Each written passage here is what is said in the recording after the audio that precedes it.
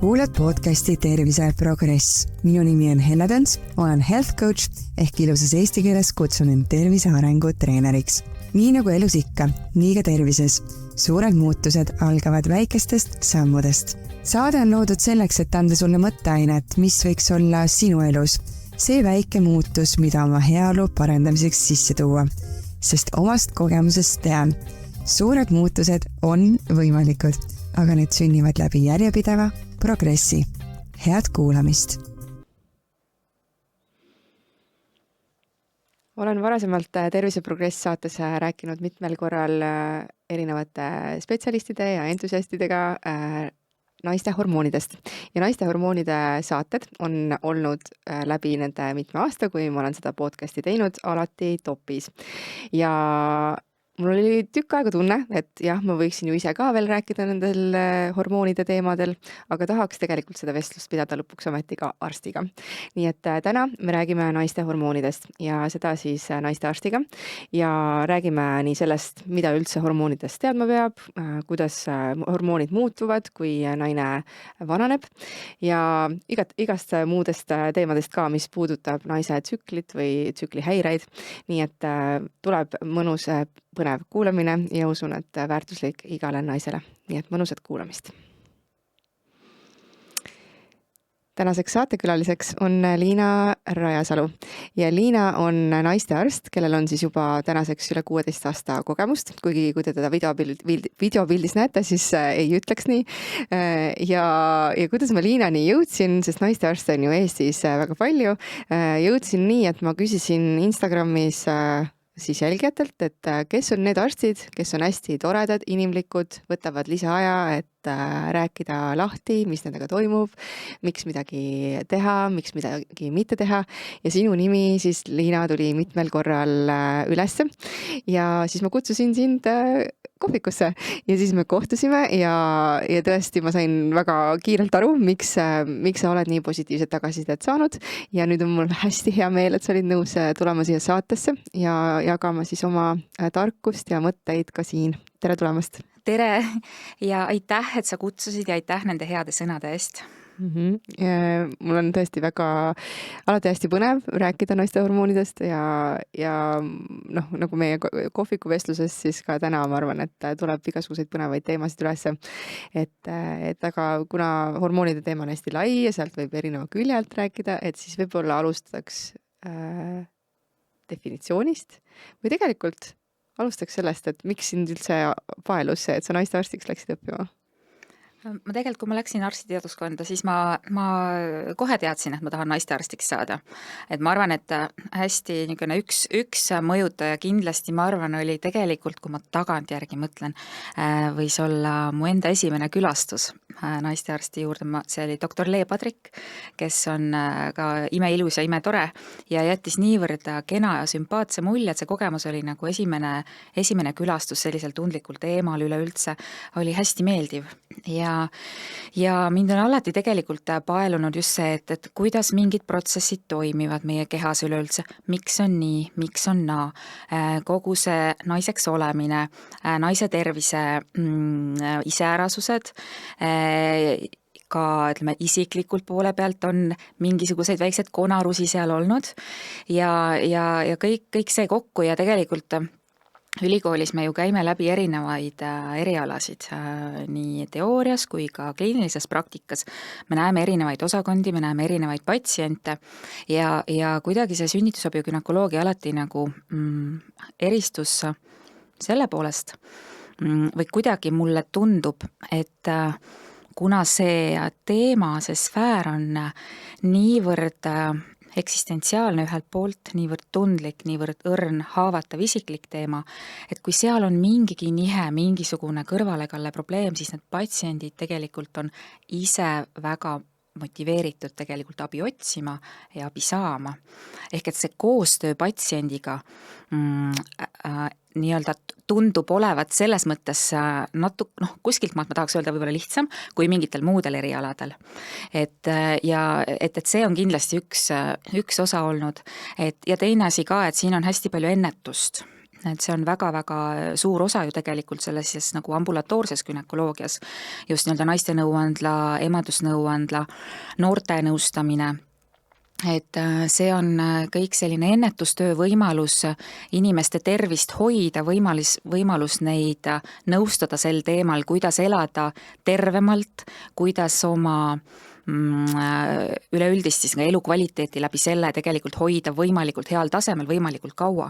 Ehk et me ei pea tegelema ainult selle nii-öelda tulekahjude kustutamisega, vaid tegelikult läbi ka patsientide nõustamise, teadlikkuse tõstmise. Meil on, naistearstidel on väga suur roll just nimelt sellises nagu ennetustöös ja see mulle endale hirmsasti meeldib.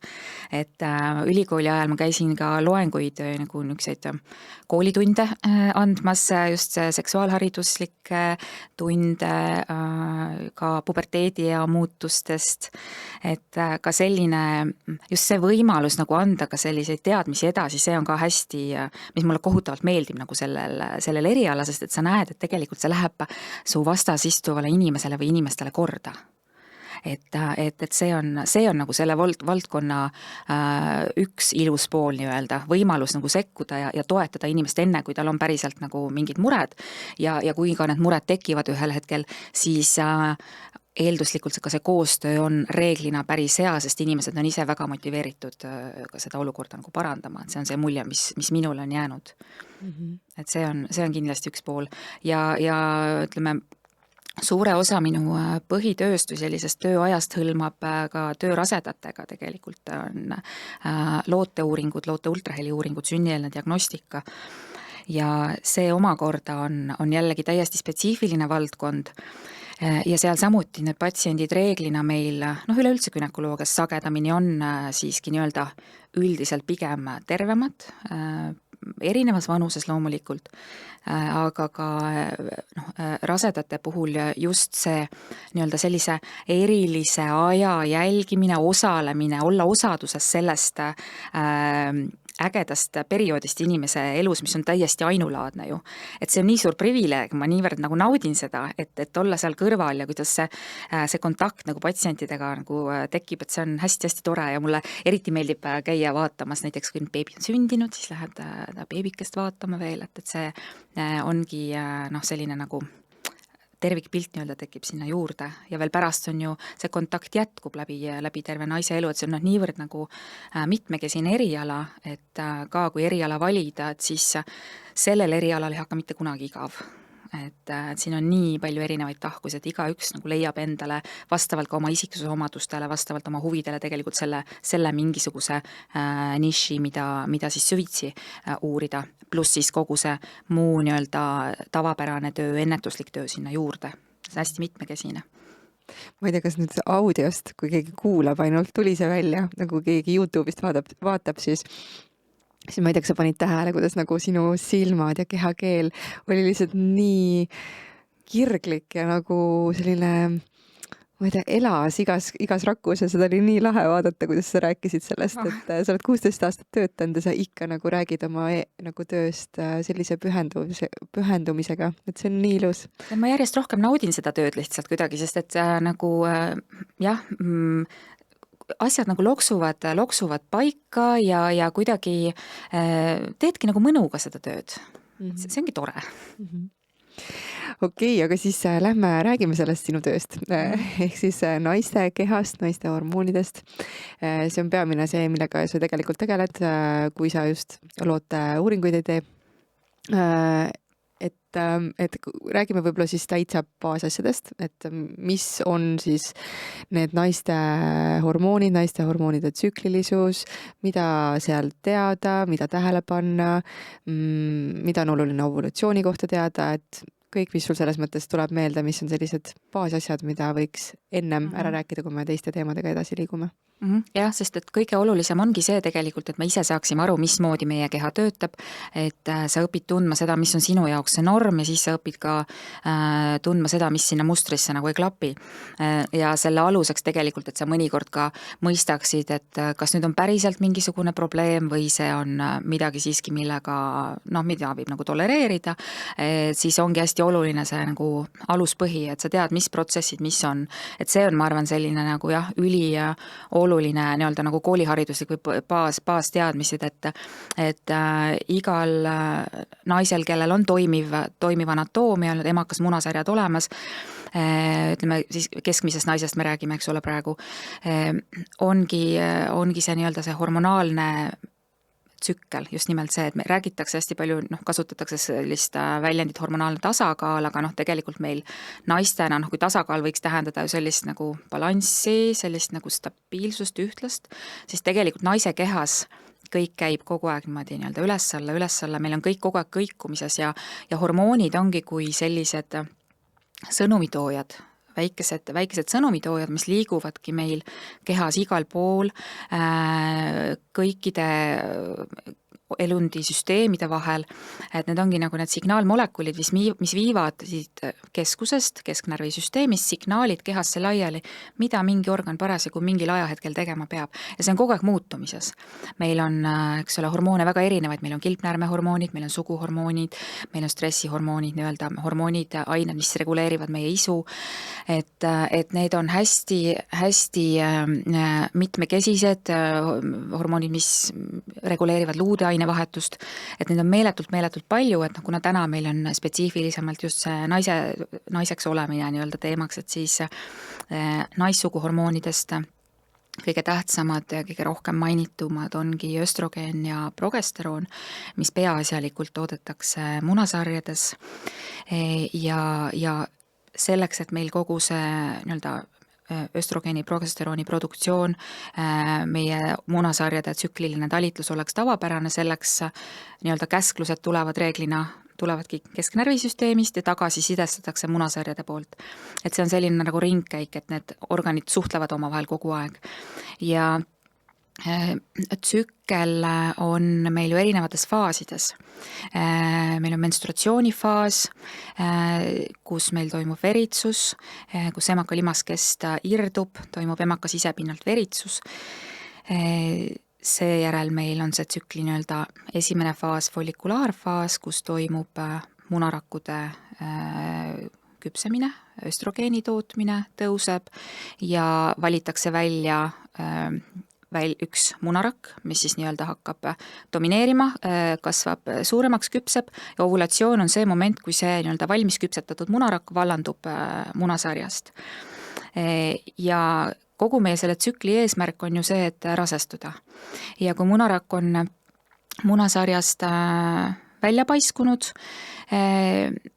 siis sinna kohta, kust kohast ta välja paiskus, sealt põiekesest sinna koha peale tekib kollaskeha ja kollaskeha hakkab tootma nüüd progesterooni, kui meil tsükli esimeses faasis muudkui östrogeen domineeris, siis toimus seal veel ühe hormooni, luteiniseeriva hormooni järsk tõus, mis vallandab ovulatsiooni, siis tsükli teises pooles pärast ovulatsiooni jääb meil domineerima just see kollaskeha hormoon, progesteroon, östrogeen tasapisi langeb. Kui rasedust ei tule, siis mõlemad nende hormoonide tasemed langemad, see kollaskeha imendub ära, munarakk on hukkunud ja algab uus menstruatsioon. Kui tekib rasedus, siis kollaskeha jääb püsima, progesteroon, östrogeen, mõlemad jäävad hästi kõrgeks.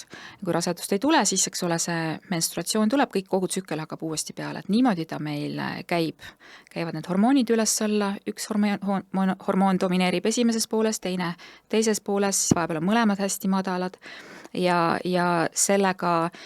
sellisest kõikumisest ka võivad olla tingitud erinevad aistingud, mida me oma kehas tunneme. Kui me ka ei tunne mitte midagi, see on ka normaalne, et me ei pea kogu aeg tajuma midagi või ka väga niimoodi jälgima. Et ovulatsiooni moment on ka selline, mis mõni naine tajub seda, võib tunda selliseid valupisteid, mõni naine ei saa absoluutselt mitte midagi aru, mõnikord võib ovulatsiooni ajal olla ka väikest niisugust veritsust, et see on kõik normaalne, et on normaalne see, kui sa tunned, tajud midagi, on normaalne ka see, kui sa ei taju midagi.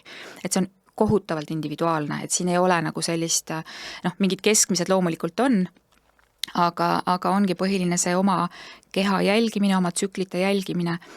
Et mis ma hästi soovitan, ongi see, et kirja panna oma need menstruatsiooni veritsuse päevad, kas kuskile kalendrisse, äpid on väga head, et sa tegelikult õpid tundma seda oma keha, kui pikad need veritsuse perioodid on, kui pikk on see tsükli pikkust me loeme esimesest menstruatsioonipäevast kuni järgmise menstruatsiooni esimese päevani. Ja see tsükli pikkus võib ka olla varieeruv, nii-öelda normiks loetakse või normaalseks loetakse kuskil 21 kuni 35 päeva. See 28 päeva tuuakse sageli näiteks, sest see on, selle pealt on nagu lihtne neid tsüklifaase ka nii-öelda lugeda, iseloomustada, väga paljudel naistel ta ongi 28-29 päeva, aga kaugeltki mitte kõigil. Oluline on see, et see menstruatsioon käiks iga kuu enam-vähem ette ennustataval ajal. Et selline pluss-miinus, see on niisugune 2-3 päeva kõikumis siia-sinna, see on täiesti normaalne.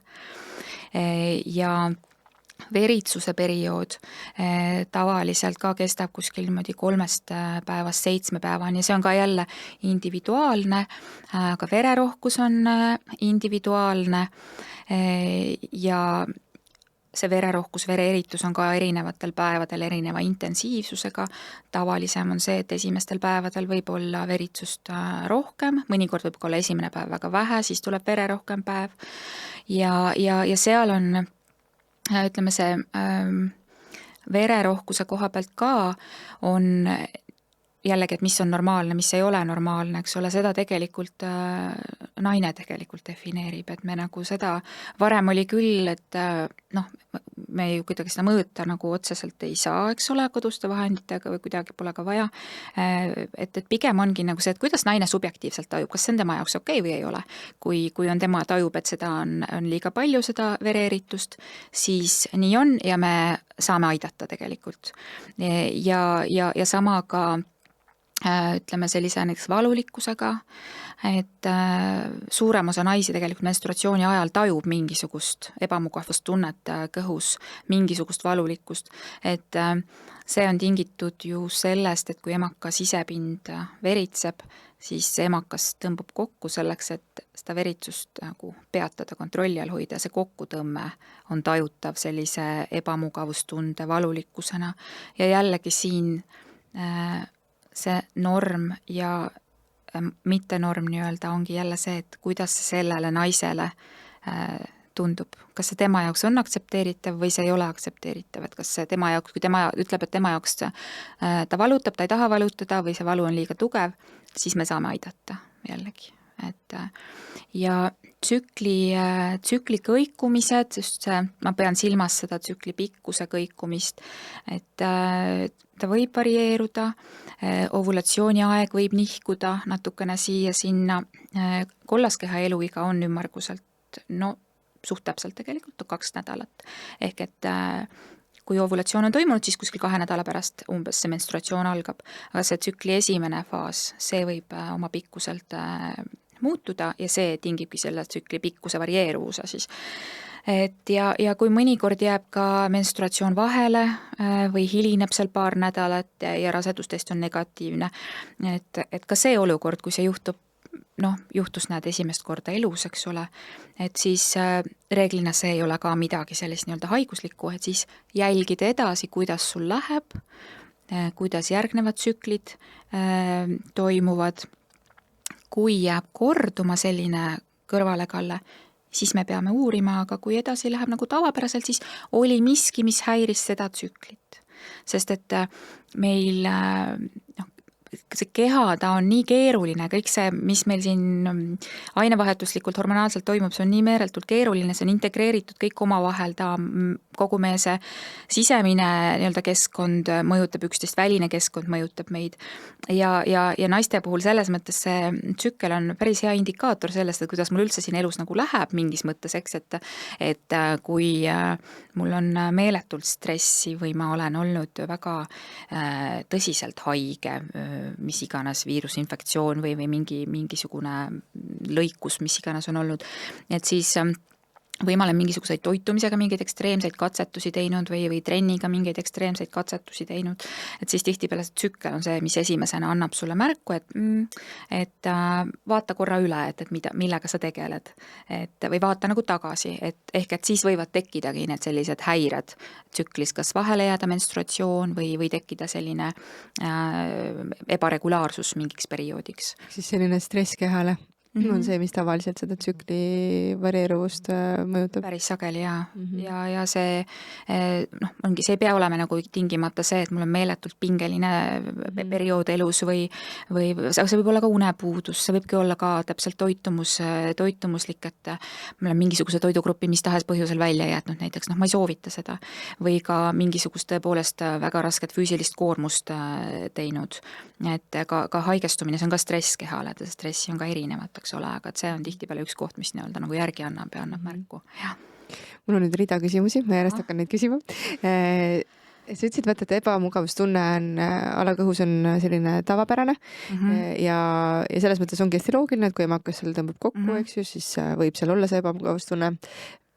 Sellest, kui ta on päris valulik, sellest me jõuame veel rääkida, aga nii minu kui ka väga mitme siis minu kliendi ja teiste naiste kogemus on ka see, et kui elustiilis ikkagi teha muudatusi, siis järsku on menstratsioon üllatus ja selles mõttes, et sa varasemalt nagu kuidagi teadsid, et ta tuleb, sest seal olid mingid sümptomid ja siis kui ta tuli, siis ta esimene päev oli ikkagi ka selline pigem raske, teine ka ja siis mingist hetkest lihtsalt seal on nii, et esiteks ta on üllatus ja teiseks sul ei ole enam nii raske, et pigem on lihtsalt see, et võib-olla jah, sa tahad nagu olla natuke rohkem omaette ja nii, eks ju, mis on ka hästi loomulik, aga mitte see, et sul oleks väga nagu selliseid valuhooge, sest mina olen olnud ka niimoodi. Ma olin teismeline ja ma kuskilt õhtul öösel tulin keset südatalve ja mul oli lihtsalt nii jõhkra valu siis sisse, et ma lamasin tükk aega seal kuskil lumehanges, sest mul oli nii vastik edasi liikuda, on ju. Ja et see ei ole ka üldse tavapäratu nagu olukord, et seda tegelikult kuulab ka päris paljudel naistel. Et mis teema siis või kuidas sina seda näed, et kui see et kuivõrd see ebamugavustunne ja elustiil siis ikkagist omavahel on seotud või mis siis seal juhtub, et see emakas enam niimoodi ei tõmba kokku, et ei ole valus või ebamugav? No ikka on seotud. Elustiiliga annab väga palju asju teha. Et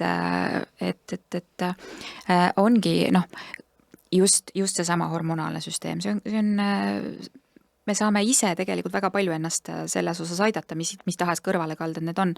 Ja kui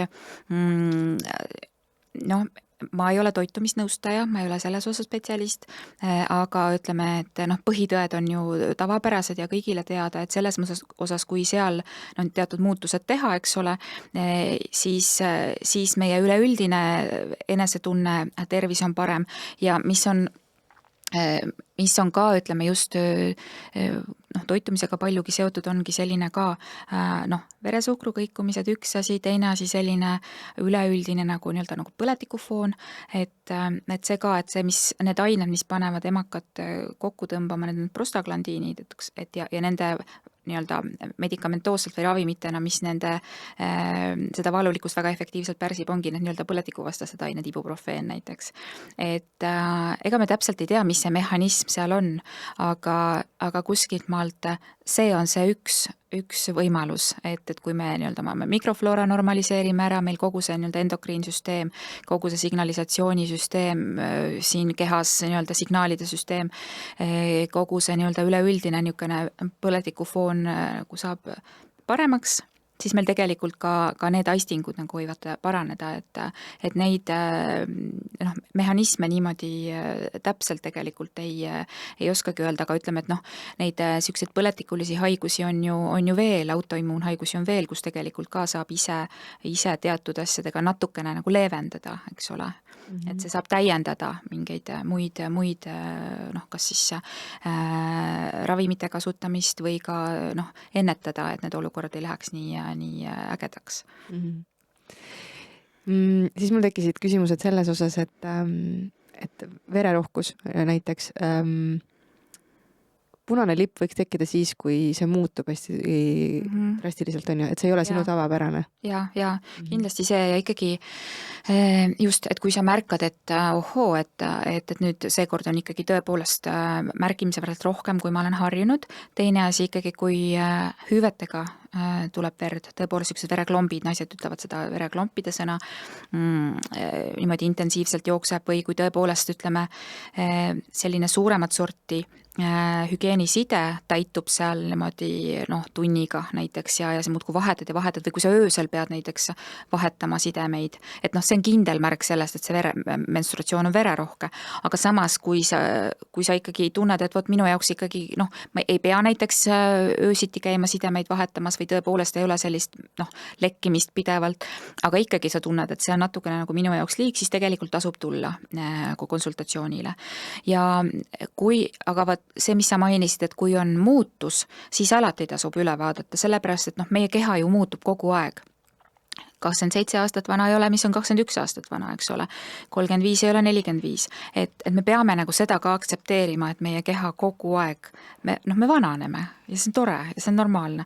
Ja need protsessid kogu aeg muutuvad, meie ümbrus kogu aeg muutub, meie keha kogu aeg muutub ja asjad lihtsalt mõnikord juhtuvad ka.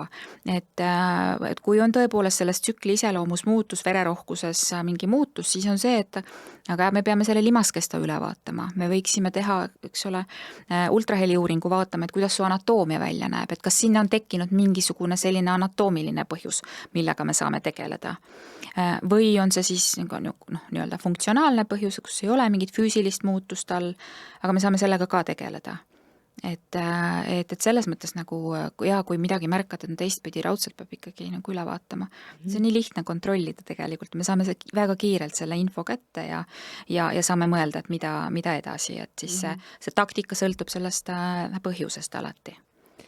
Siis mainisid veel seda, et on et naiseti tsükli pikkus erineb ja siis veritsuse pikkus erineb. Millal seal võib-olla on need kohad, kus ma peaksin mõtlema, et äkki nüüd on midagi nagu ikkagist, mida tasuks ka kontrollida? Kui näiteks menstruatsioon, ikkagi 3 kuud ei tule seda menstruatsiooni. Käis ilusti regulaarselt või ka natukene varieerus siin seal ja nüüd 3 kuud ei ole. Siis peab ikkagi üle vaatama, et mis see põhjus on. Ja või ka, kui on sellises nagu veritsuse pikkuses muutus, et eelkõige just kui ta oluliselt nagu pikemaks muutub, et nüüd järsku 10 päeva, 2 nädalat on see menstruatsioon, et see ei peaks niimoodi olema.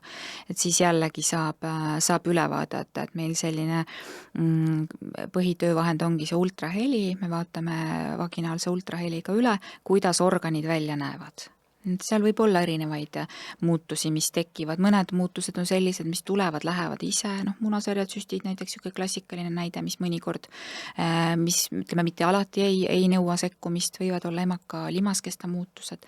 Et aga seal ongi see kontrolli koht jällegi ja kus me saame siis arutada, et mis lahendus sellele patsiendile kõige rohkem sobib. Ja kui ma olen 40+ ja millest me ka jõuame nagu natuke lähemalt rääkida, et kus mul hakkab minema perimenopausi, siis selle järgi ma saan ka natukene vaadata, et mingid muutused mul seal toimuma hakkavad, on ja sest seal ka see veritsuse pikkus hakkab muutuma, eks ju? Hakkab ja hakkab seal 35+ juba võid vaikselt hakata märkama mingisuguseid muutusi just selles tsükli pikkuses. Tsükkel võib sageli ta läheb natukene lühemaks võib minna, et see intervall, ütleme esimesest päevast järgmise menstruatsiooni alguseni, et selle follikulaarfaasi lühenemise arvelt natukene.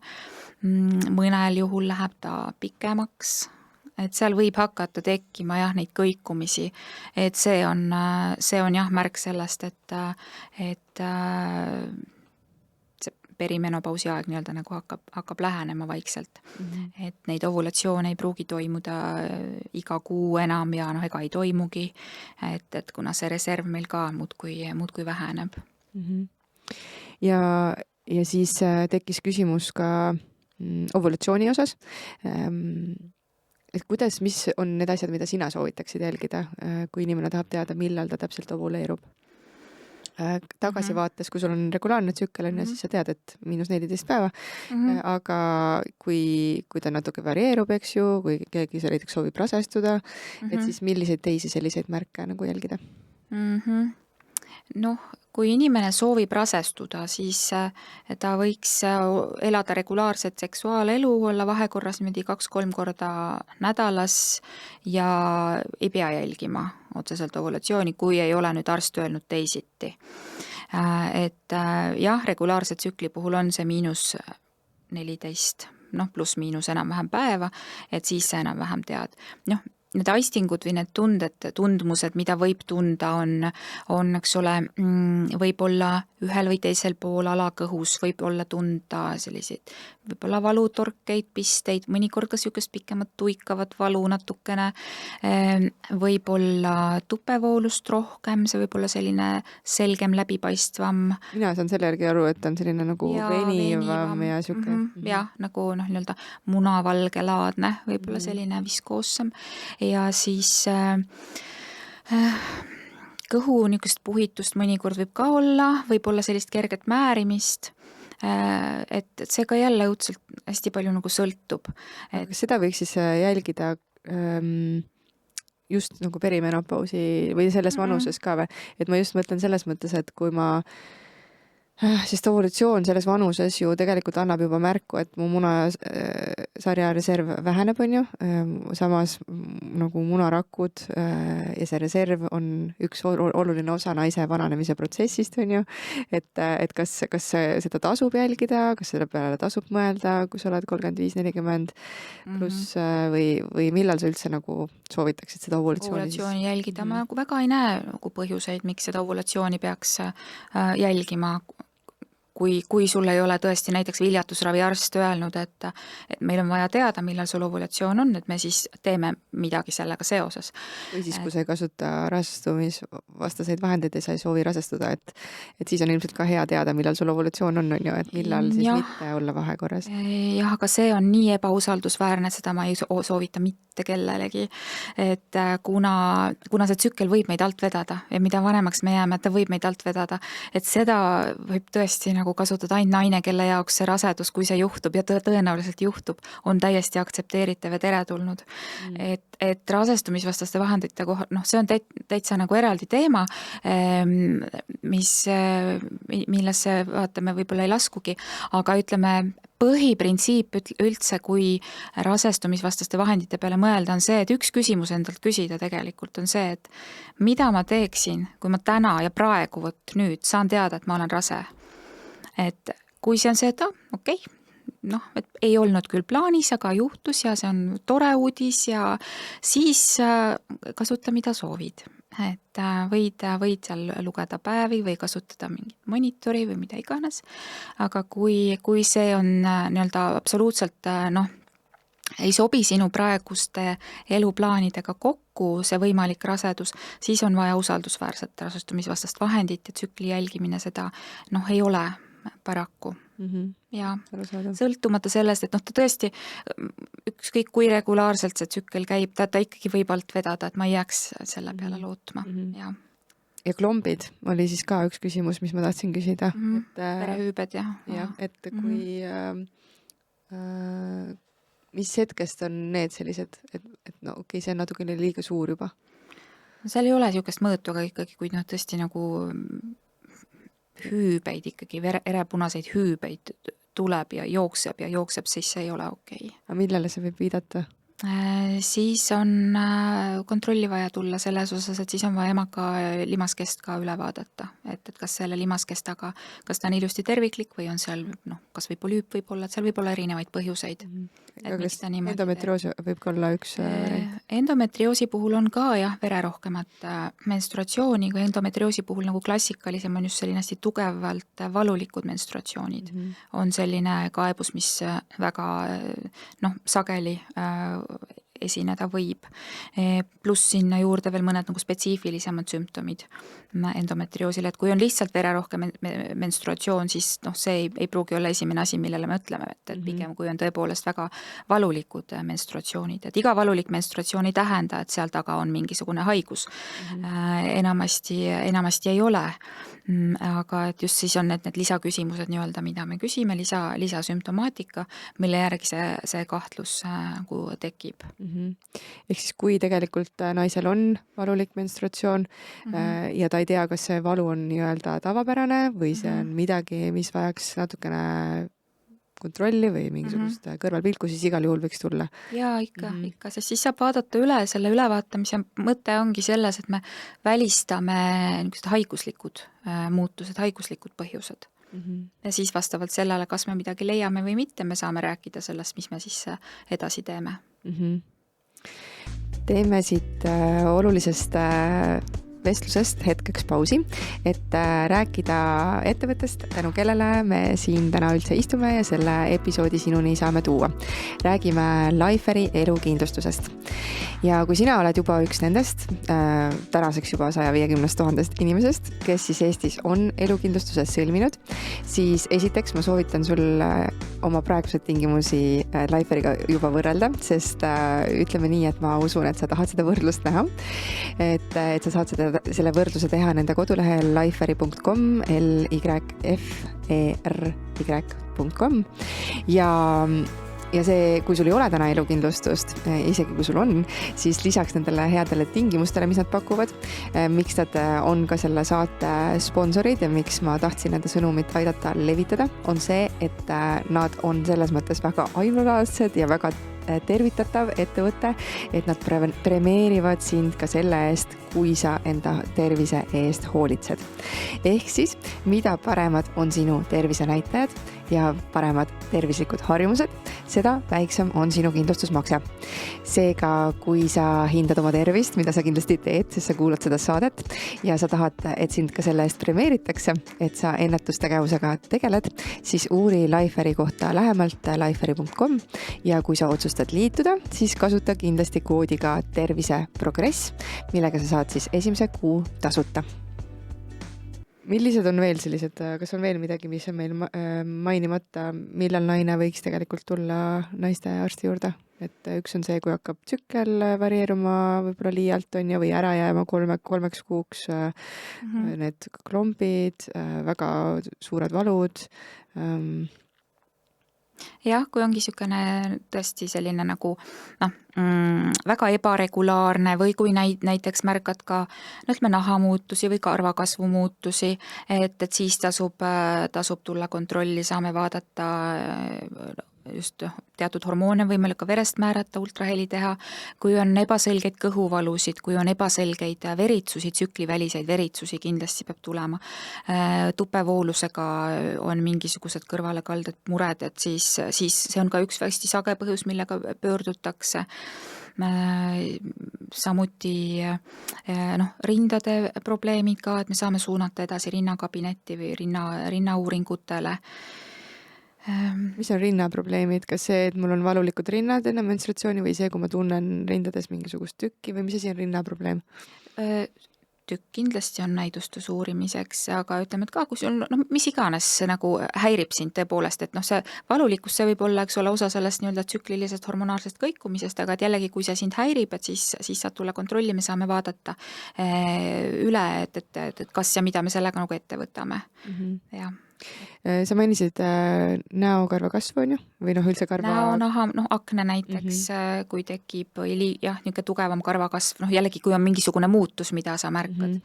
Jah, et siis saab tulla, jah. Et see on eelkõige selle jaoks, et välistada, et ei ole polütsüstilisi munasarju. Jah. Kas ma tean õigesti või väidan õigesti, et see on hästi aladiagnoositud kuidagi teema? Polütsüstilised munasarjad. Eks need kriteeriumid on muutunud ka, mille järgi seda diagnoositakse, aga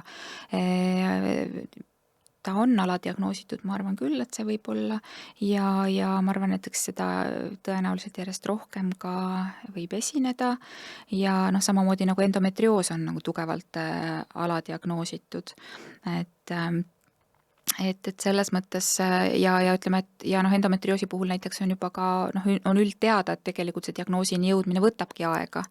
Et sinna ei ole kuskilt maalt nagu midagi parata, et kuna ei ole ühte konkreetset uuringut tihtipeale, mis kohe näitaks, noh, välja arvatud, kui on mingid väga spetsiifilised muutused, mida me kohe näiteks ultraheliga näeme, aga just sellised olukorrad, kus on vaja nii-öelda sümptomeid jälgida, sümptomeid seirata, siis see võtab tihtipeale aega, sest me mõnikord tahame ju ka teada, et kuidas ajas mingisugused nähud muutuvad, arenevad, mis neid nagu süvendab, mis neid parandab, et see nagu enda jälgimise pool, võib-olla tahame mingeid analüüse võtta, et see on üks põhjus, miks ta aega võtab. Ja endometrioosi puhul kas peale nende hästi tugevate valude ja siis võib-olla ka selle vererohkuse või selle klompide on veel mingisugused sümptomeid, mis inimesel peaks tekitama selle küsimuse, et kas seda võiks just endometrioosi nurga alt uurida? Endometrioosi puhul jah, kõhuvalud võib olla ka niisuguseid muul ajal kõhuvalusid. Iseloomulik on see, et näiteks võib olla valulikku urineerimist või valulikku soole tühjendamist näiteks menstruatsiooni ajal, valulik vahekord, et need on ühed sellised nagu spetsiifilisemad nähud. Et kuna endometrioos, eks ole, on see haigus, mille puhul emaka limaskesta sarnane kude, selle sarnased rakud asuvad väljaspool emaka õõnt. Nad võivad ollagi kõhukelmel, nad võivad olla munasarjade pinnal, neid võib olla ka tegelikult mujal kehas ja endometrioosil on komme või võime ka ta veritseb sellel ajal, kui on menstruatsioon ja tal on võime ka edasi kasvada tungidelt ka ümbritsevatesse kudedesse, näiteks ka sooleseina, tupeseina, et ka sellest sõltuvalt, et kus ta paikneb, võib ka olla erinev sümptomaatika. Okay. Ja polütsüstiliste munasarjade osas sa mainisid on ju, et see on ilmselt ka kasvav, et see on hästi tugevalt seotud veresuhkruga, insuliiniga, insuliiniresistentsusega ehk siis elustiiliga.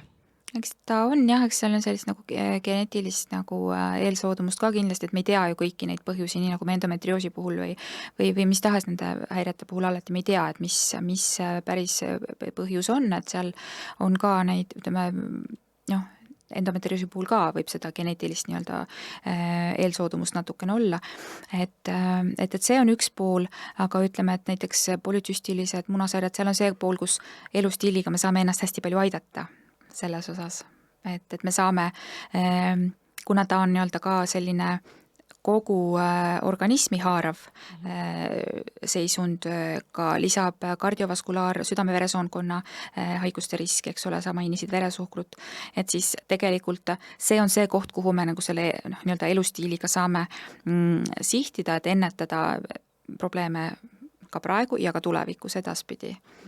Et see on jah see koht, kus tegelikult oma veresuhkrut peab jälgima regulaarselt, on ju. No, need on sellised asjad, kus tõesti nagu erinevad analüüsid, erinevad meetodid on paigas, kuidas siis vaatama hakata, on ju, juba sellise tugevama sümptomaatika pealt. Aga kui naine tahab lihtsalt aru saada, kas mu hormoonid on korras, siis ta tuleb arsti juurde ja siis ta ütleb, palun tee mulle östrogen ja testosteroon ja siis progesteroon ja siis FA ja ühesõnaga tee mulle see paneel ära. Ja siis öeldakse, et kõik on korras, on ju, kuigi tegelikult mingid sümptomid on. Et räägiks võib-olla sellest ka, et siis miks neid analüüse sealt ongi raske võib-olla siis mingit vastust saada? No on jah, et analüüsidega on see lugu, et hormoonid, nad käivad nagu pulssidena, see hormoonide sekretsioon. Ta on pulssidena, ta on hästi varieeruv, see sõltub sellest, mis hetkel me selle analüüsi võtame, siis ta võib olla kõrgem või madalam, et sellised ekstreemväärtused me saame ju kätte, eks ole, ja seal on ka, et me ajastame ju neid analüüse vastavalt tsüklifaasile, et tõepoolest sellised suured kõrvalekalded me saame kätte, aga see, et ta on normis, jah, siis ta nii-öelda ei ei ole jah, sellest referentsvahemikust nagu võib-olla väljas, aga ega kui sul on mingisugune asi, mis sind häirib, siis ja need analüüsidest me midagi ei leia, ega me ei saa sulle öelda, et sul on kõik hästi, kui sind ikkagi midagi häirib, siis me ikkagi tegeleme sinuga edasi, et mis me siis saame nagu muud teha, võib-olla me kordame neid analüüse mingisuguse aja pärast. Võib-olla me, jällegi me peame vestlema, eks ole, et kus sa üldse oma elus oled, kuidas sa elad, mida sa teed, eks ole, et kas on midagi, mida me saame seal muuta, mõjutada, vaatame su ajaloo üle, terviseajaloo, et ega see, sest me kunagi ei ravi ju analüüsi, me ju tegeleme ja ravime inimest või nõustame inimest. Et see on, ütleme, selline suhteliselt tavaline jah, et kui meil on kas mingisugused tsüklihäired või midagi tõepoolest, et naine tunneb, et tal on midagi siit nagu paigast ära, aga et me tegelikult sealt analüüsidest midagi väga põrutavat nagu ei pruugi üldsegi leida. Kui inimene võtab näiteks mingisuguse tsükliraamatu ette, näiteks on mingi arst, kes on kirjutanud menstruaaltsüklist, siis ta kirjeldab seal östrogeeni dominantsust või siis seda, et sul on liiga vähe östrogeeni, siis ta tuleb sinna arsti juurde, siis ta laseb selle testi teha, siis tegelikult see test ei pruugi, kuigi nagu sümptomaatika põhjal tal võibki olla nagu liiga palju või liiga vähe östrogeeni, siis kas see test ikkagi seda nagu näitab või ta ei pruugi? Siin on see küsimus, et mis on östrogeeni dominantsus on ju, see on tulnud, see mõiste on pigem just nagu seal Ameerika kirjanduses ja seal hästi nagu kuidagi, mitte arstide hulgas, aga just seal nagu kas funktsionaalmeditsiinis ja seal pool nagu kõlapinda rohkem saanud, aga et sellist diagnoosi ei ole olemas. Funktsionaalmeditsiinis, jah? Ja üleüldse östrogeeni dominantsuse diagnoosi. Ma mõtlen, mina olen kuulnud seda. Ja ma olen ka kuulnud meditsiinis. Ja seal on ka kirjeldatud kõik võimalikud nagu sümptomid nii-öelda, aga naise kehas östrogeen nagu domineeribki või selles mõttes, et meil ongi teda palju, ta peab olema vastandatud, eks ole, nagu progesterooni poolt. Et selles mõttes nagu kuna see ei ole diagnoos, seda me nagu ei otsi, me pigem nagu vaatame, me küsime, et mis sul, et sa tuled näiteks mu juurde, ütled, et sa kahtlused, et sul on östrogeeni dominantsus, aga mind tegelikult huvitab see, et mis sind häirib, et räägi mulle, mis sind minu juurde tegelikult toob, mis sind häirib, et siis me hakkame vaatama, et kuidas edasi. Et tegelikult seal võib olla, mis iganes muu asi taga või naine lihtsalt ta tunneb ennast halvasti, ma lihtsalt tunnen, et mul midagi on korrast ära, aga ma nagu ei saa sellele nagu nii-öelda näppu peale panna, aga midagi on teistmoodi. Ja siis me hakkame vaikselt samm-sammult lihtsalt ka minema ja siinkohal ka see just mida me ise teeme, mida me sööme, kuidas me sööme, kui palju me liigume, kui palju me magame, et kui on mingid sellised ka ebamäärased kaebused, me peame alati välistama selle, et meil ei oleks mingisugust orgaanilist, mingit anatoomilist, füsioloogilist patoloogiat. Ja kui see on nii-öelda välistatud, siis me kõige selle muu poolega hakkame tegelema, siis on see sinu ekspertiis nii-öelda täpselt see, mida on vaja. Et sealt nagu kaardistada ära, et aga esimene samm on jah see, et räägi seda, et mis sind häirib, mis sulle häda teeb ja siis me vaatame, et kas seal on mingisugune haigus taga või mitte, et me saame sind muul moel aidata ja nõustada või anda sulle õige inimese kontaktid, kelle juurde pöörduda, eks. Ma ei tea, kas sa arstina saad sellisele küsimusele vastata, mis ei ole teaduslik fakt, aga kui sa lihtsalt nagu hindaksid kõiki neid naisi, kes on lihtsalt tulnud mingit tsükliteemadega, mitte siis nagu raseduse ajal sinu juurde.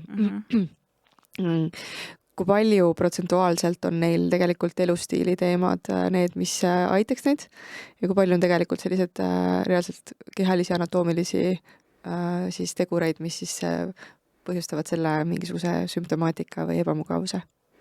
Ikka leiab neid päris probleeme. Ikka leiab neid päris probleeme. Inimese jaoks see, mis on probleem, see ongi päris probleem, aga ma pean silmas nagu meditsiinilist nii-öelda diagnoosi. Et neid, ma arvan, see sõltub hästi sellest, vastuvõtuprofiilist ka, et kes milliseid patsiente vastu võtab, et aga on ikkagi väga-väga päris palju on ikkagi neid olukordi, kus me räägimegi nii-öelda mingisugusest diagnoosist, enamasti need on sellised asjad, mida me saame lihtsalt nagu korrigeerida või mis ei vajagi kohe korrigeerimist, aga tegelikult nagu see eluviis käib ju meil alati sinna juurde. See peab olema, mida me selle all silmas peame, me peame silmas, eks ole, kvaliteetne uni, toitumine, liikumine, vaimse tervise hoidmine, et eriti just kui me nagu vanemaks saame, meie elu võib-olla järjest on mingid intensiivsemad perioodid, hakkame lähenema seal ka näiteks perimenopausile, seda olulisem see on, et oma tervist hoida, et see on alati, see on nagu kogu aeg seal kõrval tegelikult. Jah, aga meditsiinilise asjaga me tegeleme meditsiiniliselt. Aga räägime natukene sellest perimenopausist, et mis muutused siis hakkavad kehas toimuma, mis võib tekkida enesetunde mõttes sellised asjad, mida märgata, mis on sellised levinumad ja kuidas siis seal ennast toetada? Kas ainult vundament on ju, kas seal on veel midagi? Ja, no perimenopaus on, eks ole, see periood, mis eelneb menopausile. Menopaus on tegelikult on nagu üks päev kalendris, mille sa saad kirja panna, see ongi see viimane menstruatsioon. Ja kui sul nüüd 12 kuud ei ole olnud menstruatsiooni, siis sa oled postmenopausis. Et need on need terminid, eks ole, et perimenopaus on see eelnev periood ja siis see aasta pärast viimast menstruatsiooni. Siis pärast seda sa oled postmenopausis. Perimenopausi aeg või see ongi see ülemineku iga. See on tegelikult väga ilus sõna, selles mõttes, et me lähemegi ühest faasist nagu teise, nii nagu puberteedis me tulime ühest faasist teise. Nüüd me läheme järgmisesse eluetappi ja see aeg on hästi ka pikkuselt, erineva pikkusega mõnest kuust mitme aastani, et millal need esinemised muutused algavad, sest elu jooksul kogu aeg neid munarakke muudkui kaotame ja lõpuks, kui me jõuame menopausi, siis ongi niimoodi, et meie munasarjad sisuliselt lõpetavad selle töö, me kaotame võime saada järglasi, see on, eks ole, see olukord. Ja esimesed sellised muutused või ka jällegi aistingud, tundmused võivad juba seal 30ndate teises pooles hakata vaikselt hiilima, ligi 40ndates seda enam, 45 pluss veel eriti, et esimesena sageli ongi just selline tsükli varieerus võib-olla, unehäired, siis võib olla sellist meeleoluprobleeme. Suurem ärrituvus, sellised masendushood. Ja tõesti nagu arusaamatud, et selline pingetaluvus, stressitaluvus kui langeb, sellist nii-öelda ka nagu ajuudu on see termin ka, mis on nüüd tulnud, võib ka tajuda, et see ongi seotud sellega, et kuidas meil see östrogeeni tase nagu langema hakkab, sest kui meil saavad need folliiklid, need munaraku, need põiekesed, kõik see reserv saab otsa, siis meil seda östrogeeni niimoodi ei toodeta, ega meil östrogeeni alati kehasse ju jääb, need rasvkude toodab, et see ei ole ainus koht. Aga kogu see sümptomaatika ja need aistingud, nad ongi ju tegelikult põhjustatud sellest, et meil see östrogeeni tase langeb, aga östrogeeni retseptorid on siis need signaali vastuvõtjad erinevate rakkude pinnal, ehk et siis östrogen toimib meil ju kogu kehas. Meil need retseptorid on igal pool, meil on ajus, meil on igal pool üle kogu keha ja see, missugusi sümptomeid, milliseid aistinguid keegi tunneb, see on ka väga erinev, see sõltub sellest, et kellel, kui tundlikud need retseptorid kuskil on. Ehk et ongi see, võib ka jällegi varieeruda, nii et ma ei saa öelda nagu, ma pean alati kuulama, nagu mida naine mul räägib, sest see on tema norm või see on tema nii-öelda tema kaebus, et see ongi päris, see ongi see, mis teda häirib, ma ei saa automaatselt eeldada, et siin et ta välja mõtleb midagi, et tegelikult et nii ongi, see pilt on hästi varieeruv ja ajas võib ta olla ka muutuv ja võib olla süvenev, peavalud on ka näiteks üks asi, mis võib tulla, liigesvalud, liigesprobleemid samamoodi võivad vaikselt hiilida ligi, et kõik organsüsteemid tegelikult saavad mõjutatud ja lihasmassi kadu on üks asi ja noh, luutihedus ka, et mis seal postmenopausis, siis kui östrogeen on pikemalt olnud madalal, siis luukadu ka nii-öelda kiireneb. Et ja noh, need on need, ütleme, lihased, luud, see on küll nüüd üks koht ja noh, tegelikult kogu see sümptomaatika, et see on küll see koht, kus me ise saame ennast tegelikult nagu hakata aitama juba tükk maad varem. Et me saame teha jõutrenni selleks, et oma lihasmassi hoida, me saame, ja see mõjub ka osteoporoosi, ütleme, luukadu nii-öelda ennetavalt ja ütleme, noh, valgu hulka toidus näiteks suurendada, sellised lihtsad asjad on kindlasti need, mis aitavad nagu aeglustada seda protsessi. Aga luude osas, kas on veel midagi peale lihastrenni, mida saab teha luude toetuseks?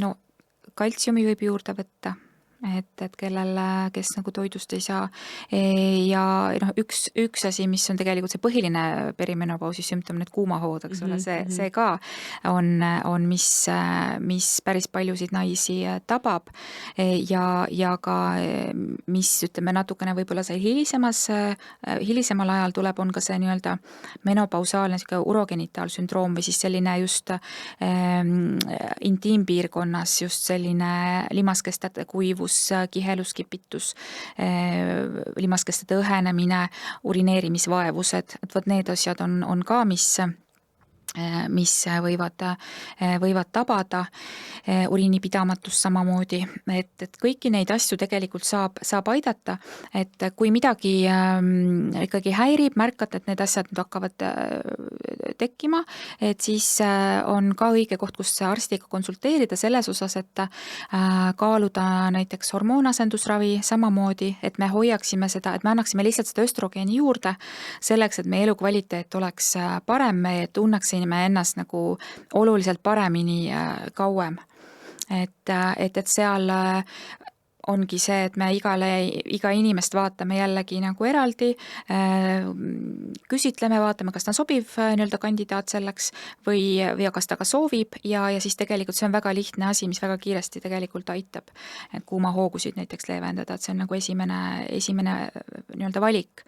Ka unehäired leevenevad, kogu selline kognitiivne funktsioon, mõtlemiserksuskiirus, et aeglustab ka just luukadu, lihasmassi kadu, et seal on nagu palju selliseid hüvesid. Ehk siis elustiil on selline A ja O, mida võimalikult vara juba teha. Igal juhul, jah. Perimenopausis on minu kuidagi kogemus ja mida mina olen õppinud või lugenud on hästi palju just, et kui sa varasemalt ei ole oma stressile tähelepanu pööranud, siis nüüd on see eriti oluline. Ja siis tore, et sa selle hormoonasendusravi tõid sisse, sest see on asi, mida ma arvan väga paljud kardavad.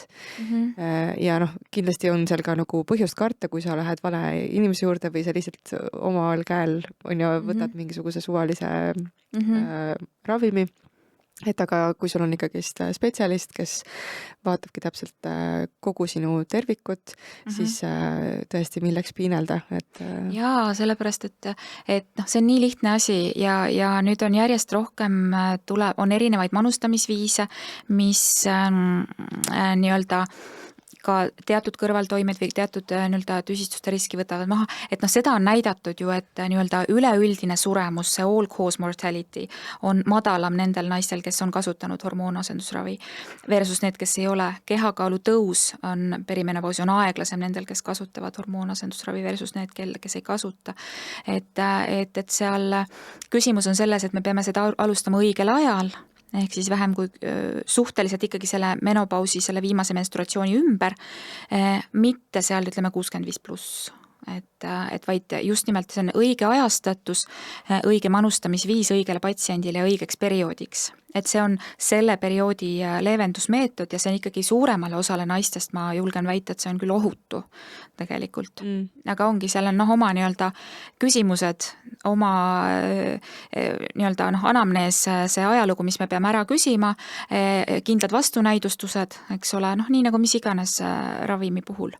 Et aga karta küll ei tasu, et see ongi jällegi see konsulteerimise küsimus ja see abi on olemas tegelikult. Mul on võib-olla seal miks ma seda ohu asja tõin ja see on võib-olla hea ära rääkida, et geneetiline eelsoodumus näiteks rinnavähiks et siis ma arvan, et seal tekib see nagu oht või see inimesel see peas see küsimus, et kas ma siis nagu tegelikult võiksin endale östrogeni juurde nagu võtta veel manustada, on ju.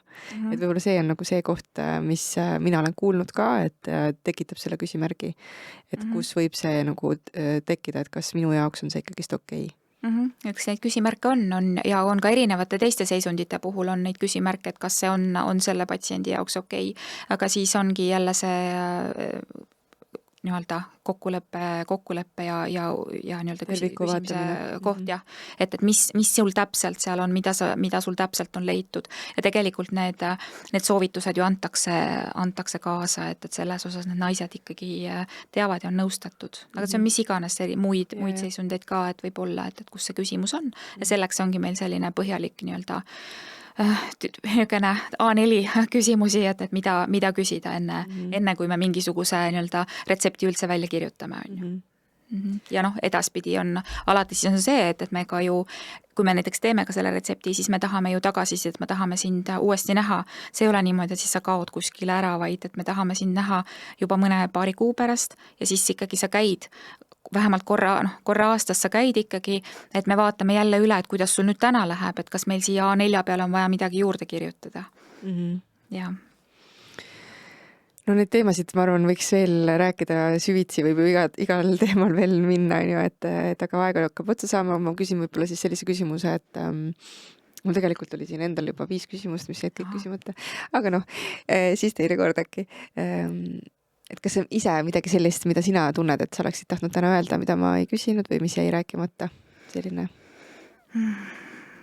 Ma ikkagi, üks soovitus on see, et mis mind ennast puudutab ka on see, et tehke trenni ja magage normaalselt. Ja et magage, hoolitsege oma une kvaliteedi eest ja liikuge.